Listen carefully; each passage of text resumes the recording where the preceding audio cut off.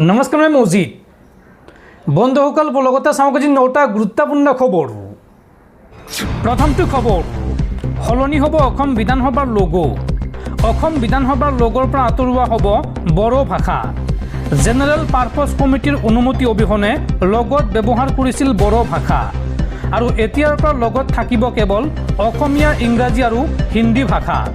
লগতে ALA অৰ্থাৎ Assam legislative assembly live এতিয়াৰ পৰা হ'ব অসম বিধানসভা টিভি।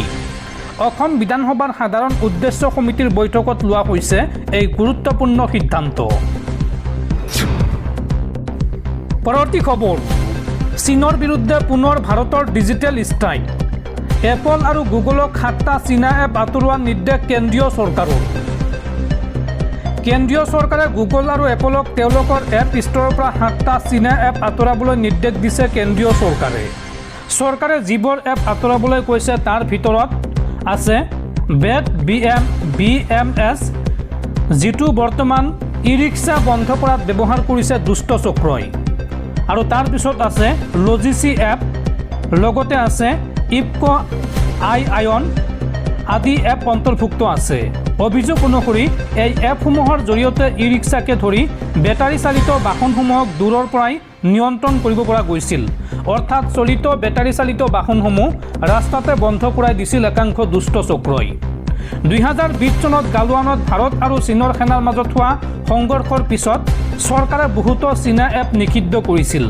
আৰু সেইবোৰৰ পিছত এয়া প্ৰথমবাৰৰ বাবে গাড়ীৰ সৈতে জড়িত ডিভাইচৰ ডাটা সুৰক্ষা আৰু দূৰৰ পৰা বাহনত হস্তক্ষেপ কৰা আদি বিষয়ৰ ওপৰত ভিত্তি কৰি এপ নিষিদ্ধ কৰাৰ নিৰ্দেশ দিয়া হৈছে। বেটাৰী চালিত বাহনৰ সৈতে জড়িত অভিযোগৰ ভিত্তিত চৰকাৰে গ্ৰহণ কৰা এইটোৱে হৈছে প্ৰথমটো বৃহৎ পদক্ষেপ। চৰকাৰী সূত্ৰই জানিবলৈ দিয়া মতে ইলেক্ট্ৰনিক্স আৰু তথ্য প্ৰযুক্তি মন্ত্ৰালয়ে সকীয়াই দিছে যে যদি আন কোনো এপ বেটাৰী চালিত বাহন নিয়ন্ত্ৰণ কৰিবলৈ ব্যৱহাৰ কৰা দেখা যায় তেন্তে সেইবোৰ আঁতৰাই দিয়া হ'ব। ব্লুটুথৰ জৰিয়তে চলা বেটাৰী মেনেজমেণ্ট ছিষ্টেম ব্যৱহাৰ কৰি ই-ৰিক্সা বন্ধ কৰি দিয়াৰ কিছুমান ভিডিঅ' পোহৰলৈ অহাৰ পিছতে চৰকাৰে এই কঠোৰ ব্যৱস্থা গ্ৰহণ কৰিছে। এই ভিডিঅ'বোৰত দেখা গৈছিল যে ব্যৱহাৰকাৰীসকলে এপৰ জৰিয়তে বেটাৰী স্কেন কৰি তাৰ পাৱাৰ বন্ধ কৰি দিছিল, যাৰ ফলত চালকসকল মাজ ৰাস্তাতে আবদ্ধ হৈ পৰিছিল। ইলেক্ট্ৰনিক্স আৰু তথ্য প্ৰযুক্তি মন্ত্ৰালয়ৰ সচিব এন কৃষ্ণনে এই সন্দৰ্ভত কয় যে বৃহস্পতিবাৰে কিছুমান এপ তেওঁলোকৰ চকুত পৰিছিল আৰু সেইবোৰ লগে লগে এপ ষ্ট'ৰৰ পৰা আঁতৰাই দিয়া হৈছে। বিষয়াসকলে জনোৱা মতে বেট BMSৰ দৰে এপসমূহ ভল্টেজ আৰু চাৰ্জৰ স্থিতিৰ দৰে বেটাৰীৰ বিভিন্ন দিশ নিৰীক্ষণ কৰিবলৈ তৈয়াৰ কৰা হৈছিল। কিন্তু দুৰ্বল নিৰাপত্তা ব্যৱস্থাৰ সুযোগ লৈ এই এপসমূহৰ জৰিয়তে দূৰৰ পৰাই বাহনৰ পাৱাৰ ছাপ্লাই বন্ধ কৰি দিব পাৰে। পৰৱৰ্তী খবৰ, অষ্ট্ৰেলিয়া ভ্ৰমণৰ পূৰ্বে প্ৰধানমন্ত্ৰী নৰেন্দ্ৰ মোদীক হত্যাৰ ভাবুকি দুৰ্বৃত্তৰ। এটা ফেচবুক পোষ্টৰ কমেণ্টত হত্যাৰ ভাবুকি প্ৰধানমন্ত্ৰী মোদীক। অষ্ট্ৰেলিয়াৰ ফেডাৰেল পুলিচে এই সন্দৰ্ভত আৰম্ভ কৰিছে তদন্ত।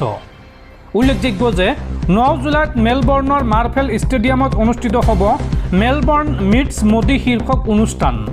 আৰু এই অনুষ্ঠানৰ প্ৰচাৰৰ ফেচবুক পোষ্টৰ কমেণ্টত প্ৰধানমন্ত্ৰী মোদীক দিয়া হৈছে হত্যাৰ ভাবুকি। আৰু এই সন্দৰ্ভত ইতিমধ্যে তদন্ত আৰম্ভ কৰিছে অষ্ট্ৰেলিয়াৰ ফেডাৰেল পুলিচে। দৰ্শকসকল, আৰু বহুতো গুৰুত্বপূৰ্ণ খবৰ আছে।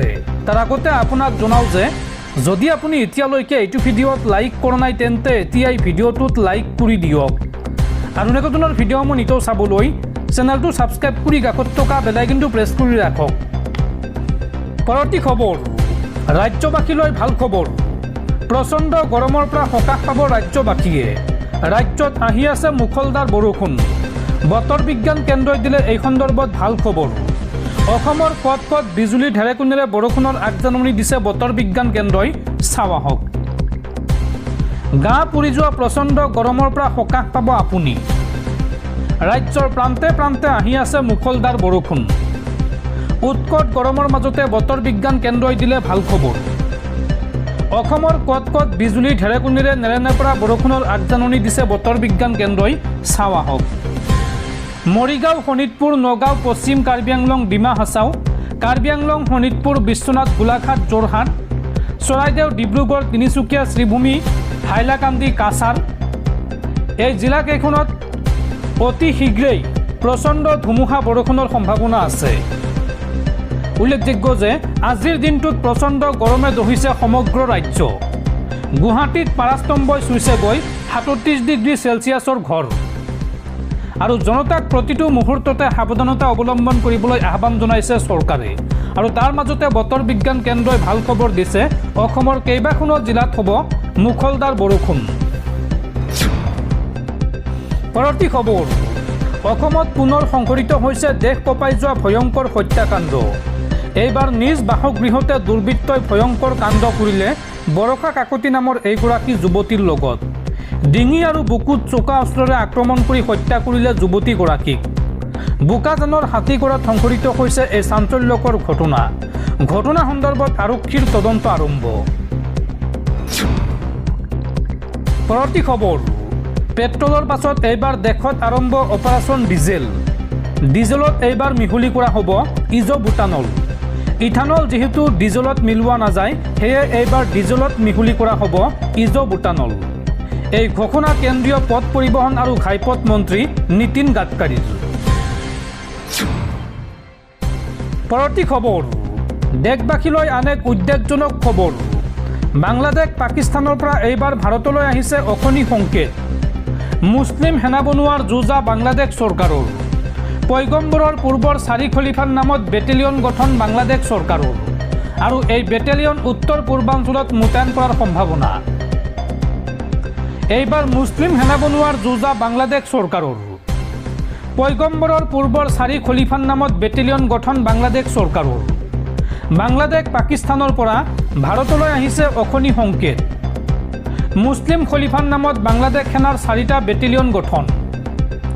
ৰছিদুল খলিফা উমৰ, আবু বক্কৰ আলী আৰু উছমানৰ নামেৰে নামাকৰণত অনুমোদন বাংলাদেশ চৰকাৰৰ। আৰু প্ৰতিটো বেটেলিয়নতে থাকিব 700জনকৈ সৈনিক। এই 4টা বেটেলিয়নকে মোতায়েন কৰা হ'ব ভাৰতৰ উত্তৰ পূৰ্বাঞ্চলৰ সীমাত। পয়গম্বৰ মহম্মদৰ পাছত মুছলমানসকলক নেতৃত্ব দিয়া প্ৰথমগৰাকী খলিফা আছিল আবু বক্কৰ। আৰু আবু বক্কৰৰ পাছত মুছলমানক নেতৃত্ব দিয়া দ্বিতীয়গৰাকী খলিফা আছিল ৰছিদুল খলিফা উমৰ। কুৰাণক অনন্য ৰূপ দিয়াৰ বিখ্যাত আছিল খলিফা উছমান। খলিফা আলীক চিয়া মুছলমানসকলে প্ৰথমগৰাকী ইমাম বুলি মানি আহিছে।